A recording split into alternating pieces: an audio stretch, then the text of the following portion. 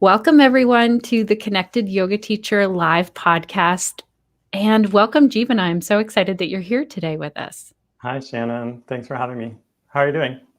I'm doing okay. I feel like it's kind of let me be honest about one thing. Trying to take vacation means that you have to do all that work before vacation. So I'm feeling a bit like that. What about you? How are you feeling? Yeah, I feel a little overwhelmed. I'm finishing my second book right now, and I have just like a couple weeks left before the deadline, so it's kind of intense. This is exciting that you're finishing your second book. Like, I feel like we just talked about your other book. Yeah, well, but it takes kind of a year. It's like the process is quite long, you know. It's like you have a year usually on a contract to write the book, and then it takes almost another year to actually release it. So the first book I wrote actually a couple years ago. Right? This one won't come out until next fall. Oh, So wow. But yeah, it's due and then I have to submit the manuscript like in a few weeks, and then it takes like at least 9 months to edit and print it and all that stuff. Yeah. do you have any tips for our yoga teachers this is not the interview question Yes. today, who are like trying to write a manual or a book or something of this Yeah, definitely. extent? I would say the best thing to do is to go to publishers' websites and actually look at what they're looking for. You know, they have like my publisher is Shambhala. If you go to the Shambhala website, they have an outline of what a proposal should look like. And it's like very clear guidelines of what they want to know about. And that's a great way to start, is actually by putting together a proposal. Sometimes people think you have to go and write a book and then submit it, and that's not how it works, actually. So you have to put a proposal together, which is, unfortunately, a lot of it is about marketing, actually, and how you're going to sell the book, because they rely on you to sell the book these days, at least. Yeah. So, but the proposal process is also a great way to prepare for writing a book. It's like you create the outline, you create a sample chapter, kind of a mission statement for why this book needs to happen and what else has been written in that area. It's a great process to go through for a writer, actually, to put a proposal together. So I'd start there, I think. Right. That's amazing. I want to check in with the one person who's here live and see if you can hear us both and see us both. If you can post a little hello in the comments and tell us what's it like where you are. It's snowy here right now. I bet it's not snowy in California right now. It's beautiful.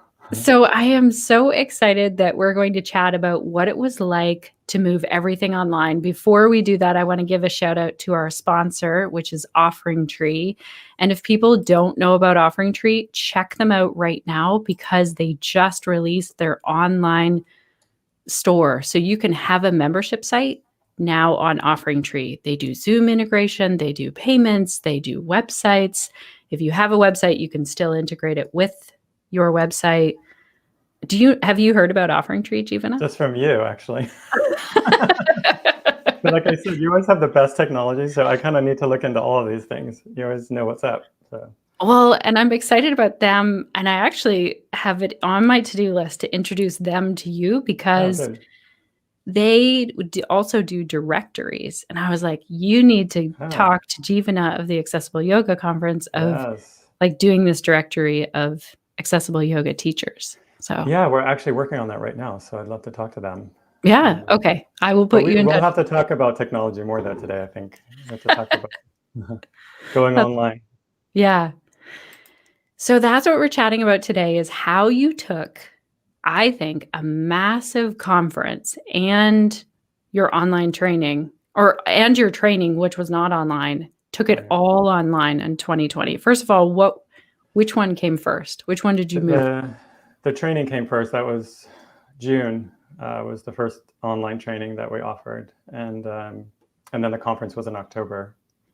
And actually, we offered a second training in September, and then the conference. So by the time the conference came around, I kind of knew more about what I was doing. And I should say, like, I have a great team. Like, I actually have 2 teams working on this stuff, so I can't really take much responsibility for any of this. And the other thing is, I need to talk about Amber Carnes, because Amber, probably she's the one you should be interviewing, actually, because Amber Amber's the person I went to immediately when I thought, oh, I need to move my training online. And she was already a trainer. She leads my program in person and has been doing so for a while. And she's just brilliant and like knew about moving things online and marketing and online course content and all that. So actually what we ended up doing is Amber and I kind of relaunched our whole training as an online training school. And she's like the co-founder of that school with me.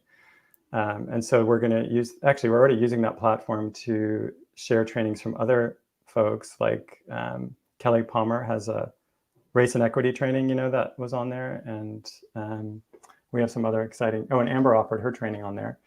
And we have other ones planned for next year. So it's kind of turned, like what I realized was I created this platform for my training. And then I thought, wow, I could share that with other people. That's amazing. Well, I'm glad that you're here today and I would love to get Amber on. Yeah. Again, onto the podcast. But I'm glad you're here because I remember chatting with you and you saying like, "Oh my gosh, what thing are you using for this, Shannon?" Like, what I appreciate is that you weren't like a tech genius before you did this. And it sounds like you're still going forward with it. What's going to happen? Let's say COVID was completely gone, magic wand time. What would you do? Would you leave some online? Yeah, I mean, I love it. I love teaching online. It's not at all what I expected. And I mean, I love teaching in person, but it's been such a great experience because, I mean, previously I was traveling all the time. So I was like on the road. I was like one of those teachers that's just like I would be gone 1 to 2 weeks a month. I was hardly ever with my family and literally like on airplanes and hotels and all that.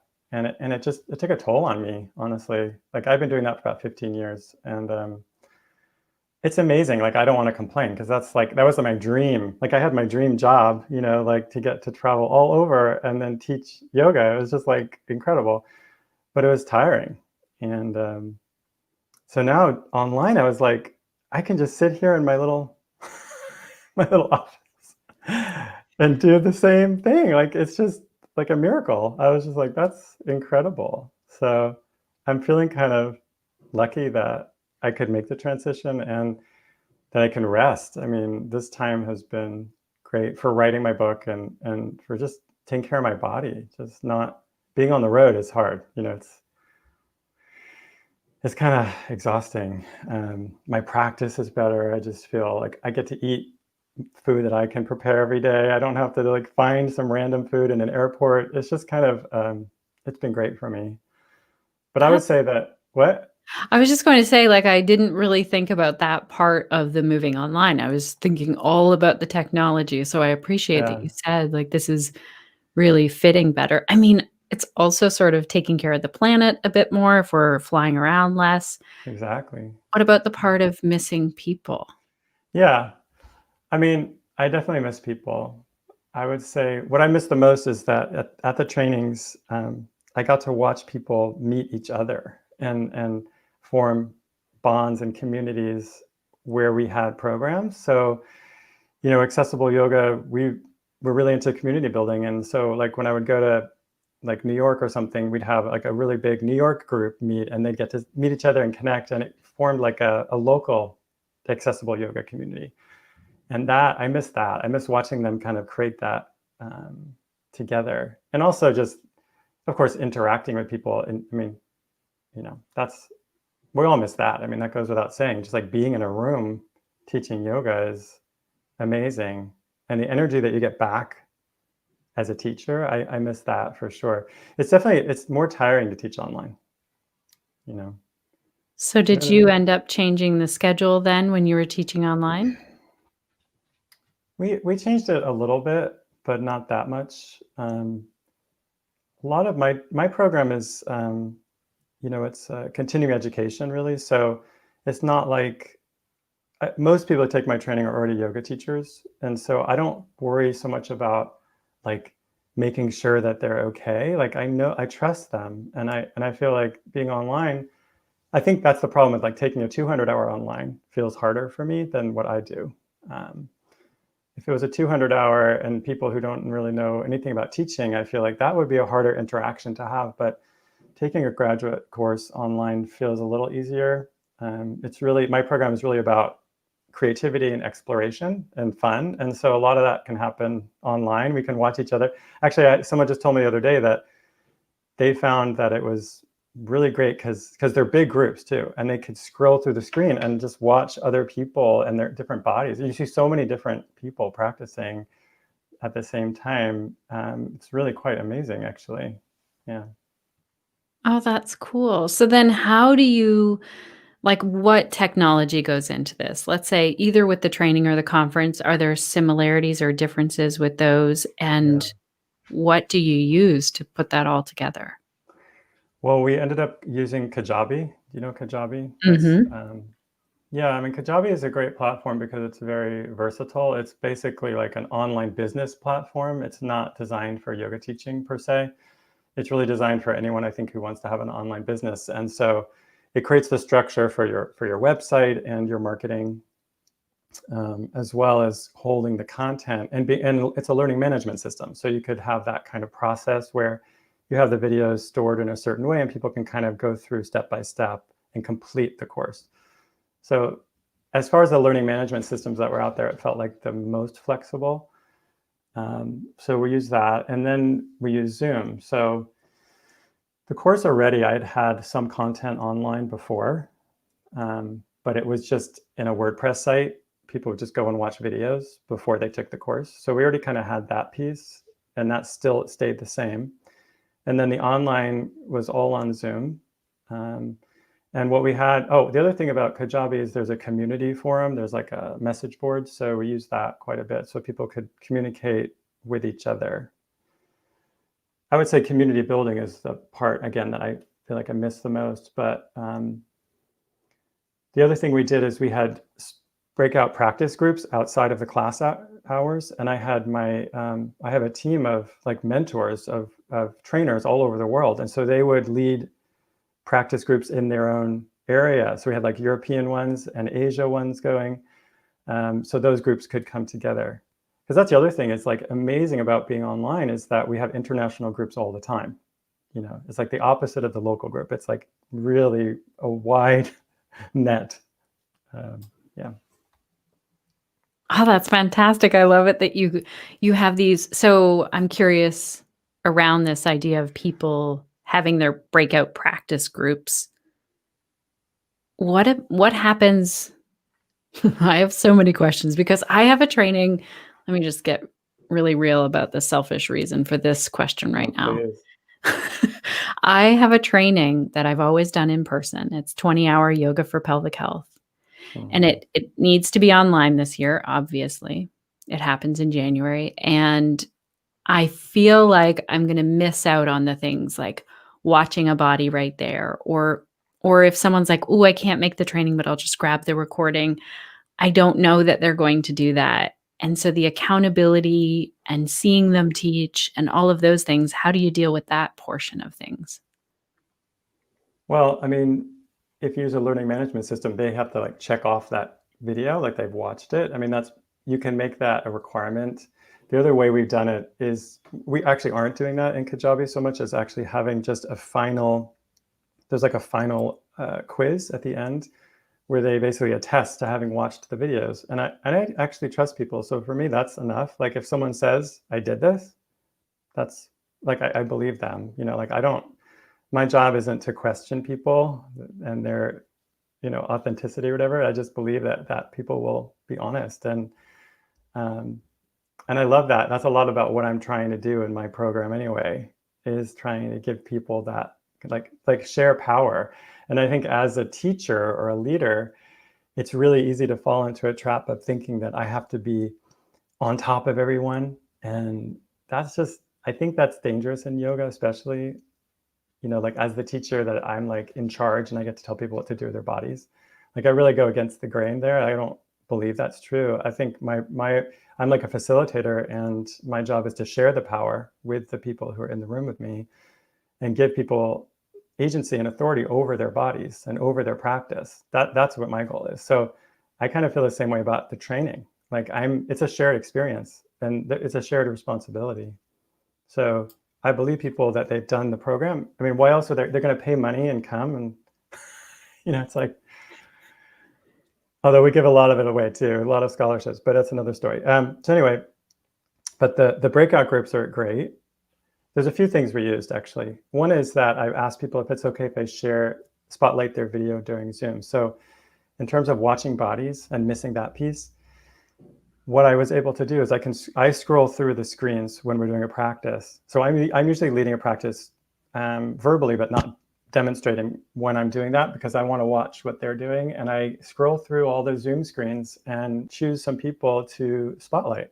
And I've already asked for their permission. And basically, as long as you have your video on, you're saying it's okay for me to share that. And they get to see each other's practice and like watch other bodies and see how bodies move, which is great.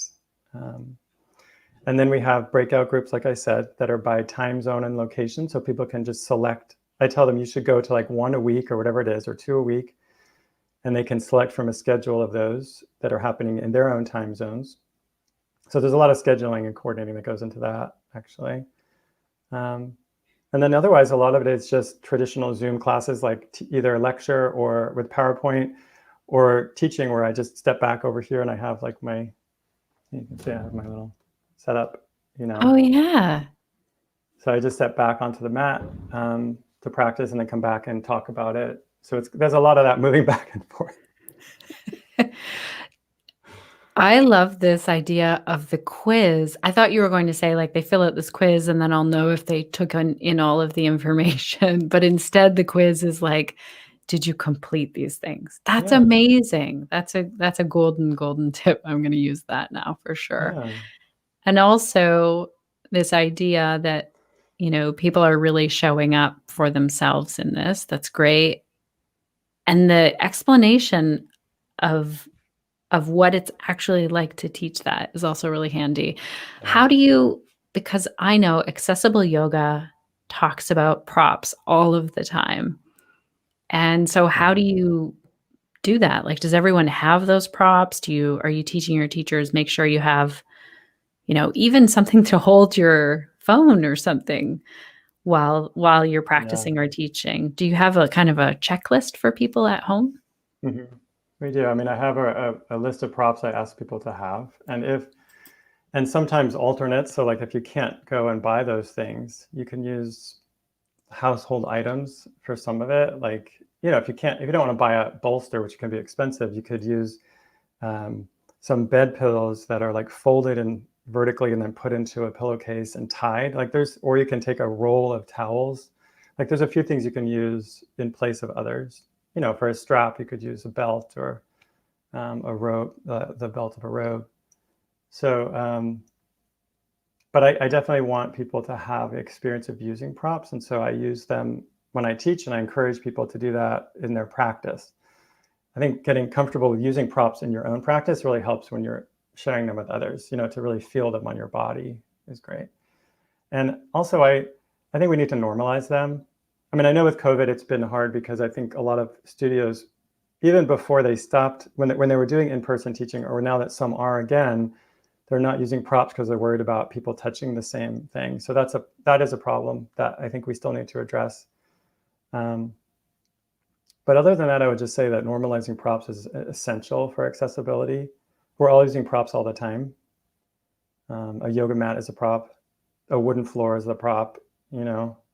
I would say your body is a prop. That's like what I always say is like, your body is a prop. That's the whole point of asana, is like working on my relationship to gravity and to nature and to the earth. It's like, this is what we're doing in asana, is like moving things around in relation to other things.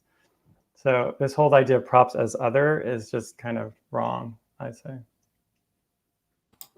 Have you added in how to teach online in some of those trainings, or are you getting questions from teachers like, okay, I'm taking this training, but now how do I teach to people? Yeah, actually, Amber actually does a section on that in the training right now. And she also focuses on marketing. So it's a combination of tips for online teaching and tips for marketing, yoga classes right now, which again, she's really great at. I think teaching online is challenging, especially for newer teachers. like it's one thing to take existing programs and move them online, but if you're a newer teacher, it can be hard to start online. So I really feel for younger or like newer teachers in that way. But I think for teaching online, a lot of there's different ways to go. I'd say you need to encourage students to keep their cameras on so you can see what they're doing, to prepare their space, which is what we all can do, and make sure they have that space available so that you can see and have the camera set up right so you can see them and make sure that they're safe. I mean, mostly it's safety.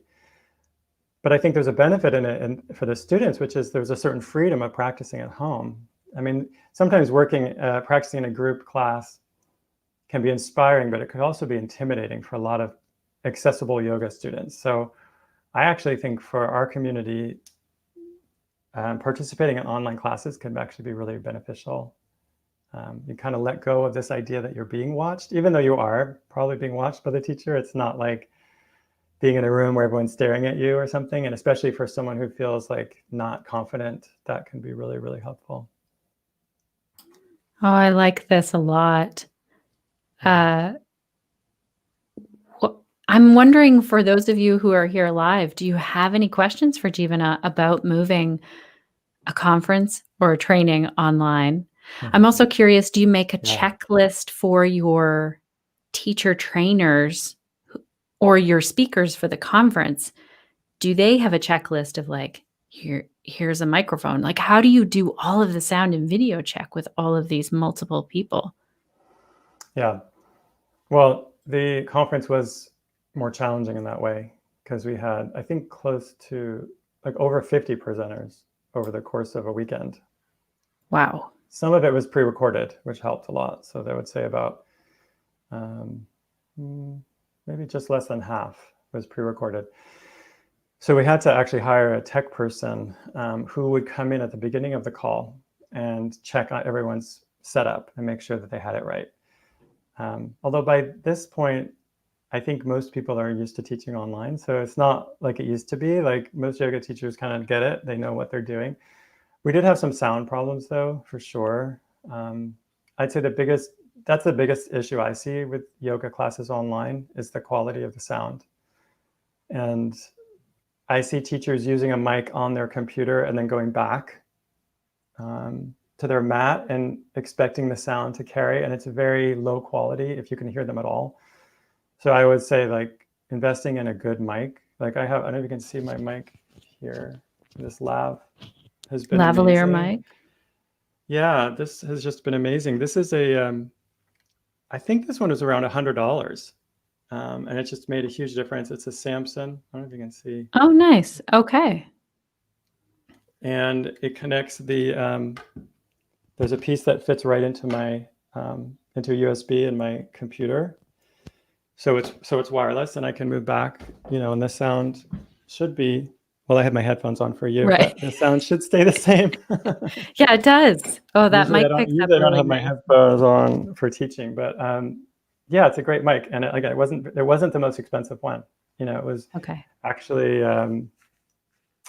it was a sound engineer that recommended it to me because I was really looking for the right piece of equipment. But I would just say teaching online, that's, I think, the biggest thing. So some of the challenges we had at the conference was the sound quality of the teachers wasn't always great, especially when they're back on their mats. That's what I saw. When people are up and by their computer, usually it's okay, but then when they move away, it just loses that. So that's a big thing to watch out for. Also, I think, the challenge was, one of our biggest challenges was accessibility, really, about, being online is more accessible generally, but all of it was done in English. And so I feel like that's where we really missed the mark. And I think it's just because of the time. We didn't have enough time to look at translating the material into other languages, having ASL translation. What we did is have captioning for all the programs. And I think captioning is an incredibly important tool for online teaching. You can get a program called otter.ai, that's OTTER.ai. That's automatic captioning. Live captioning integrates with Zoom. And what happens is you would click on the link at the top of the page and it opens in another browser window and you see the captions live And then when you put the recording into the whatever platform you're using, like what we did is we would have to take the Zoom recordings, put them onto Vimeo, and integrate the Otter captions, and then they come in as captions right in the screen, and then put that recording into Kajabi. So there's really a long process of archiving every live session in the training or in the conference. That takes a lot of staff time. Wow, would it ever do you go through those captions then and make sure, because a lot of the time it'll change words that it doesn't know, especially yoga Well, words? that's the great thing about Otter, actually, is that it has a dictionary that you can build. So ahead of time, we put in tons of Sanskrit words and yoga words and people's names, and so those would be correct. But I did go through a few of them where I could tell there were big errors, and that takes hours, though. It takes hours to read through a transcript for like an hour-long workshop. I mean, to correct that is very, very time-consuming. I think people generally know that the caption quality will be questionable. You can also get live captioners, but they're quite expensive. And the other company is rev.com that everyone's using. But I would say the problem with Rev is that you can't put in this words that you'll use frequently. Like Otter does that and Rev doesn't do it. And I think that, to me, that I've tried them both, and the quality of Rev captioning usually isn't as good live. What Rev does really well is post production captioning really well. So if you want to caption something later, again, you could use Otter for that, but Rev is actually generally even better. They do higher quality. They have someone who goes through, but there is controversy around that company because they pay their captioners poorly. So it's complicated. All these things are quite complicated, but I would say captions are great for live content. It helps people who don't have English as their first language or have difficulty hearing, or for the deaf community. And also for videos that you put up online. I mean, that's how I know I watch a lot of videos that way, by reading captions, even though I can hear. So I think it's just a great way to engage with people.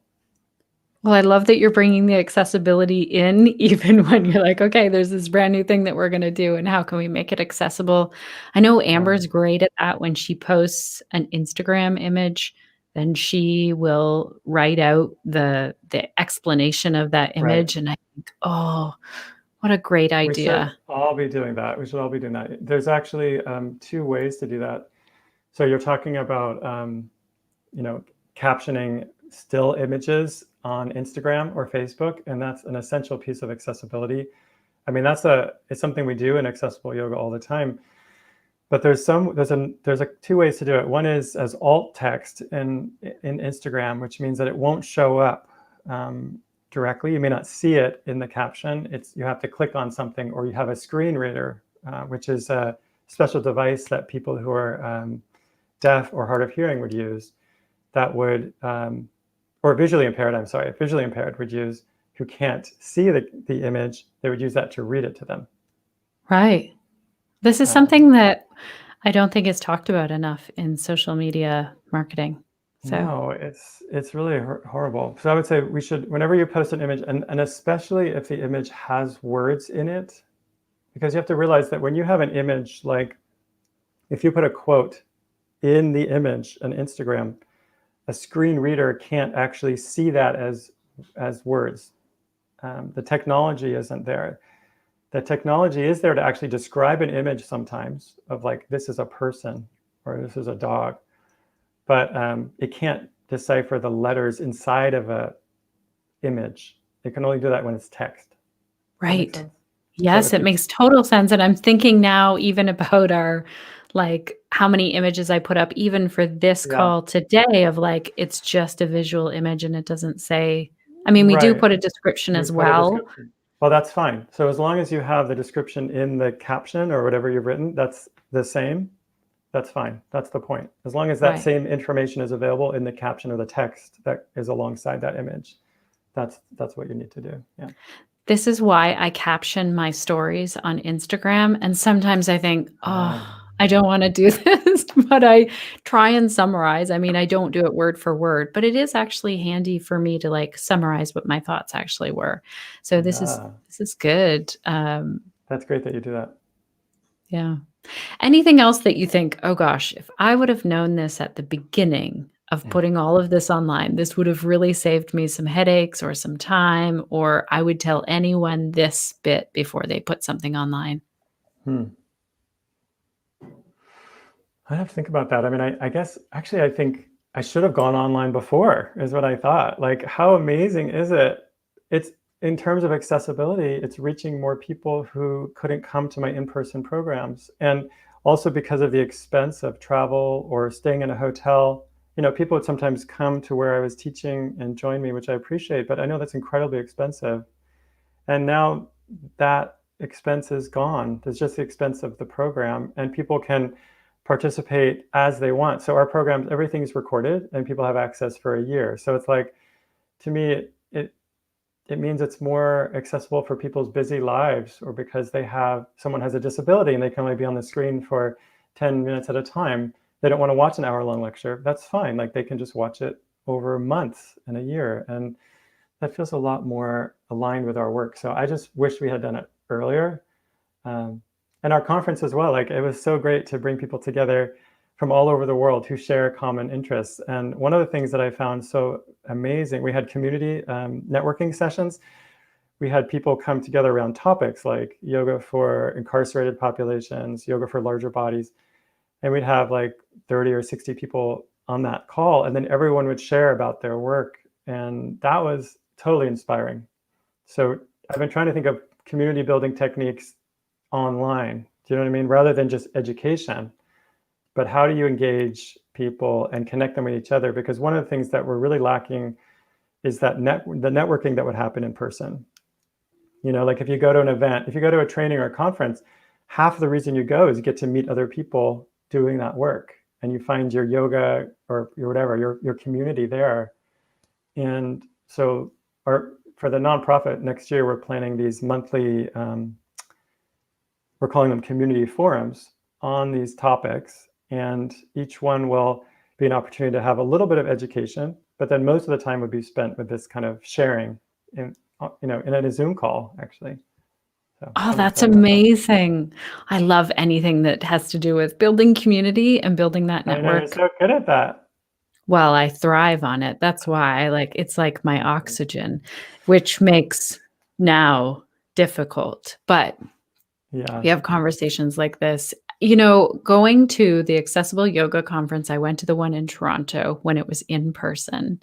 Yeah. And the attention to detail that you put into that, of like, here is how to get around when you get there. Here's how to take different transportation. And Toronto, as it's a great city in many ways. It has a great diversity, a great culture, a great vibe, but it is not very wheelchair accessible. And it's been criticized for that before. And so there were so many barriers. I mean, I'm fine to go to the city, but it still is like a 3-hour drive. And like you said, it's the travel and the stay, and it's something new. And so it really does make it more accessible to be able to do that online. Although not always, because I know some people can't, digital access is an issue too that we should mention. I mean, I can't talk about accessibility without saying that. If people don't have access to the internet or a computer or the time to be online, I mean, that's definitely keeping people away. So I feel like that's the next step in accessibility for us all to look at. But also just say a term that I think is really helpful in terms of what you described is universal design, which is about looking at all the aspects of someone's life and how the world can accommodate us all, rather than expecting a person with a disability to accommodate or change and adapt to the situation. It's about adapting to everyone and making something universally available. And I would say, as yoga teachers, we really need to focus more on that in terms of giving people information. So clear information is the first step in accessibility. Telling people what it is, how it's going to work, how they will do it. Like, all that information is important. Like, if you come to a yoga class, you should know the marketing should have been clear enough that you know exactly what the content of that class will be, right? That's an accessibility issue, and it's trauma informed to know ahead of time, what am I going to expect? Because I think fear and intimidation keeps a lot of people away from yoga conferences, from yoga trainings, not knowing what's going to happen and thinking that they're going to be singled out or not as good as other people, and then it can be just so intimidating. So I think giving people information is the most important thing we can do to make the world more accessible, and then to look at the systems that we have set up and see how can we adapt those systems to people. As the organizer, that's our job, right? Well, I have to say that I really felt this at your conference. Like every single detail was about that. Even things I hadn't even considered. At the time, I remember someone was like, "Make sure you put your pronouns on your name tag," and I was like, "What?" And now it just seems like a normal thing. So thank you for that attention to detail. Thank you. Speaking of accessible, I want to ask a question that my mom told me to ask because she's a Okay. fellow yoga teacher. She said, "What about when you have a yoga student who is doing a lot of sitting in a chair and isn't able to get down onto the floor and they're at home? What about, like, do you have any tips about, how to maybe use different props? Like maybe, I don't know, do you use the bed, or how can you sort of bring the floor to the person? Does it always involve a chair?" Hmm. I would say thank you for that question, Mom. She might want to take my training. That's what I told her earlier today. That's what we do. Like, that's a lot of it. And also, or if she wants a shorter training, I actually just did a training with Yoga Journal, which was really interesting experience, a Chair Yoga 101. But in terms of that question, I think that the bed or a couch are the first thing that comes to my mind. When I would do in-person privates with people in their homes doing chair yoga, I realized there's an opportunity to not just stay seated in the chair by transferring to a bed or a couch. Often couches are a little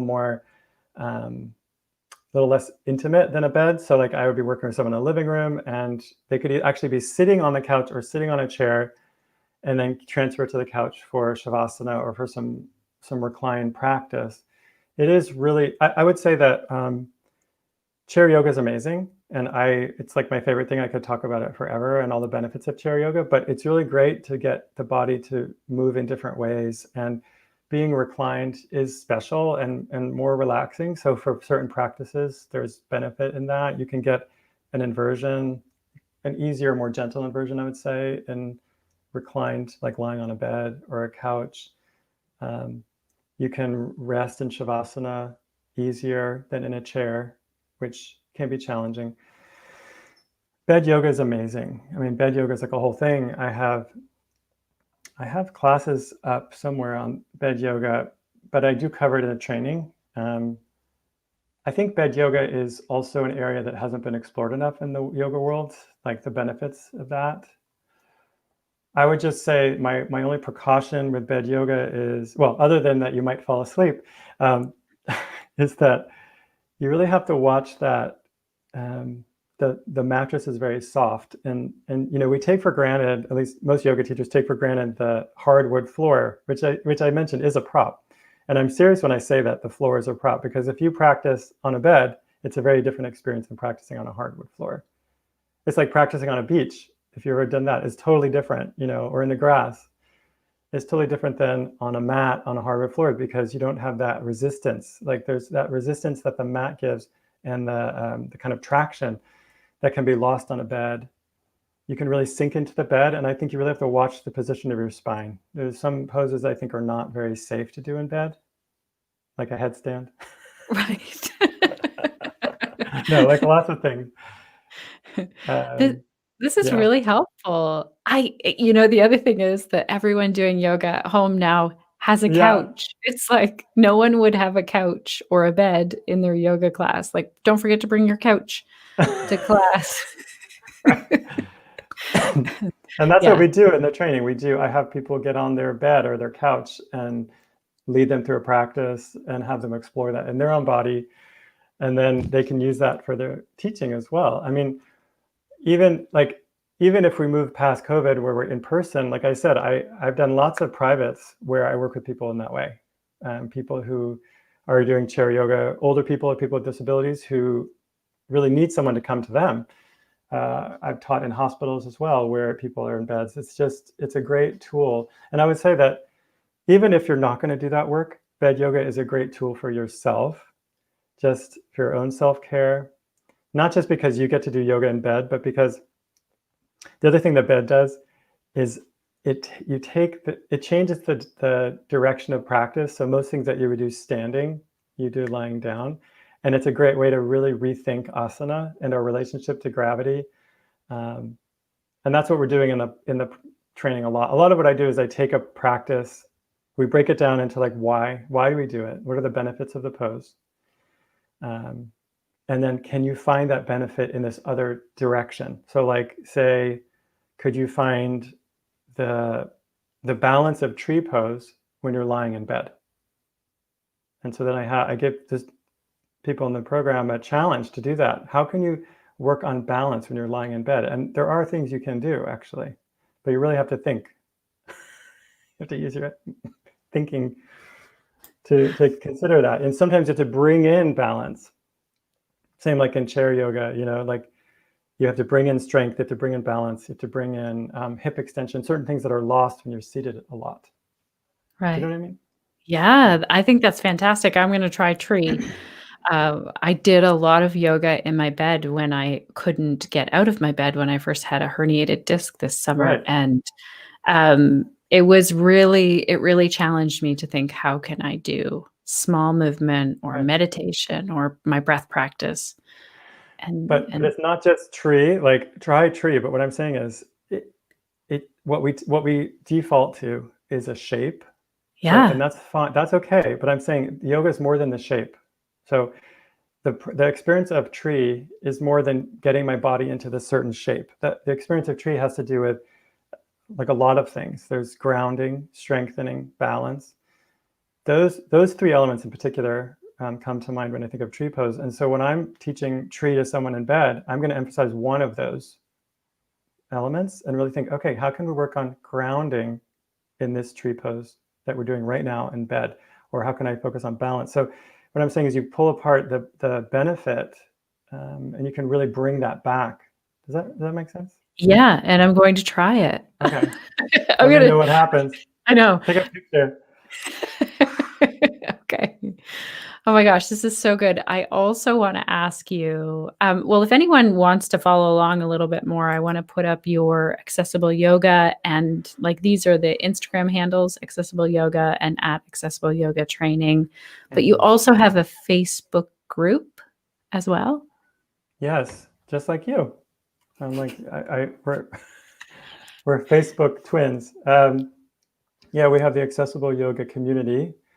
That's the main Facebook group. And then we have 25 other groups actually that are 10 different language groups and regional groups. They're not as active. Some of them are though. Some of the language groups are active, and it's really fun. If you speak another language or if you're from a different country, you can find those just by searching for like Accessible Yoga Espanol or in Greek or Dutch or whatever language you speak. But the main one is the Accessible Yoga community, where I basically try to copy whatever you're doing.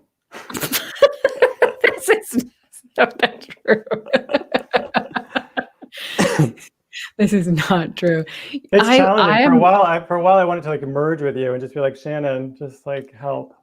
Yeah. I want to ask, like, do you manage 25 other groups? Like, it's a lot to manage one. I mean, we have moderators that are volunteers, amazing people who moderate them.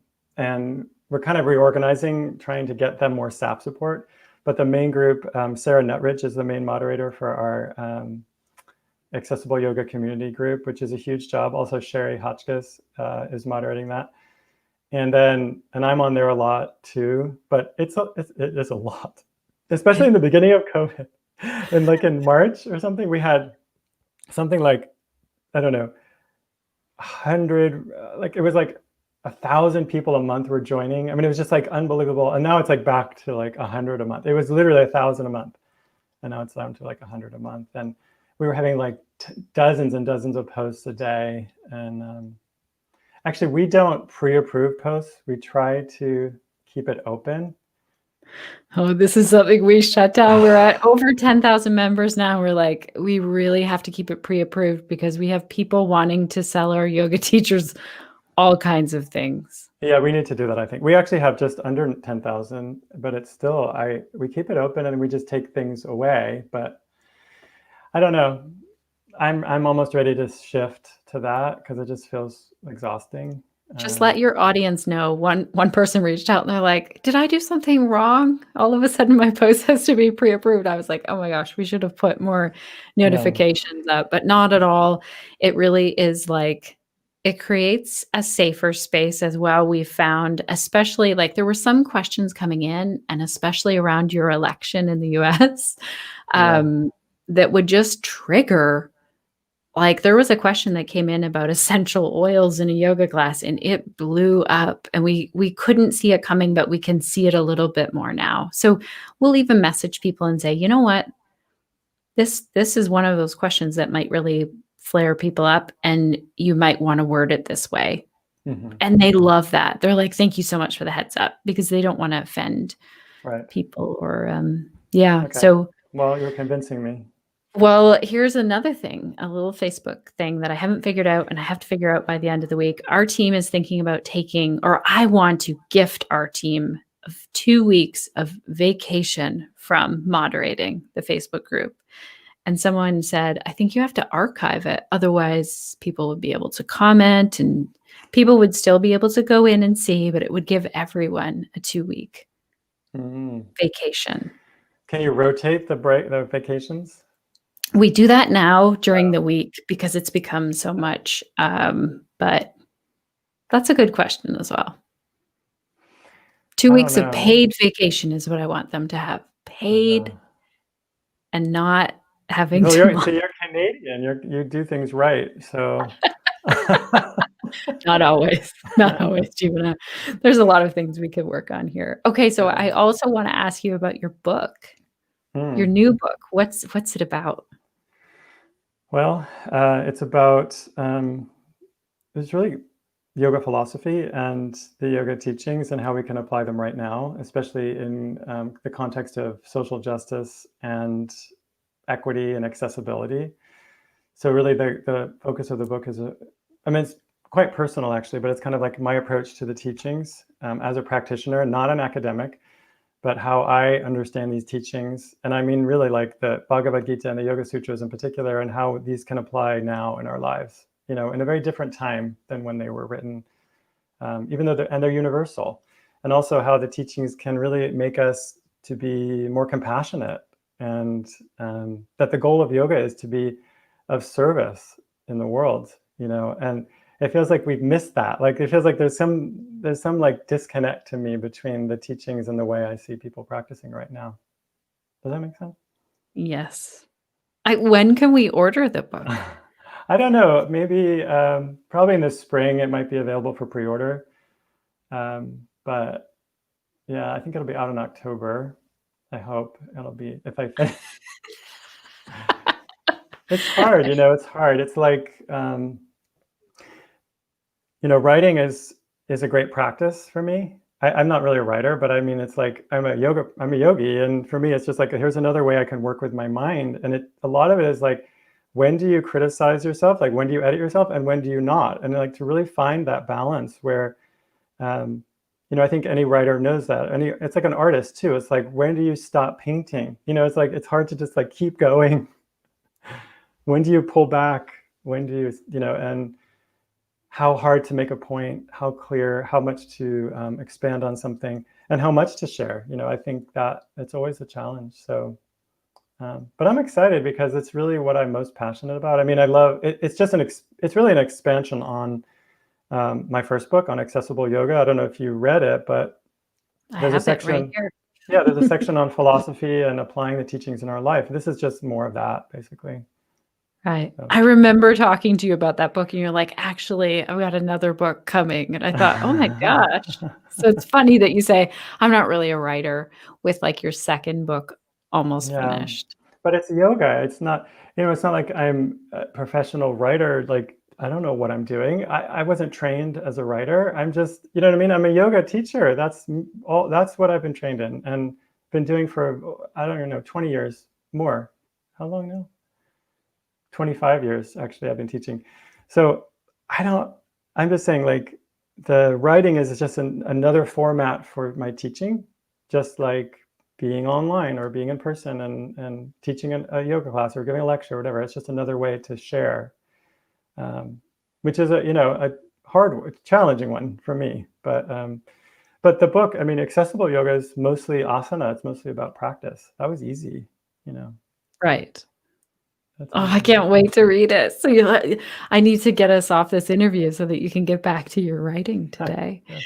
Thank you so That is much true. for all of this. I mean, I would highly encourage our connected yoga teachers to go and check out your conference and your training if they haven't before. Anyone can join your Facebook group as well. Your one main large Facebook group or these smaller ones. That's amazing. I'll put it up again here, accessibleyogatraining.com.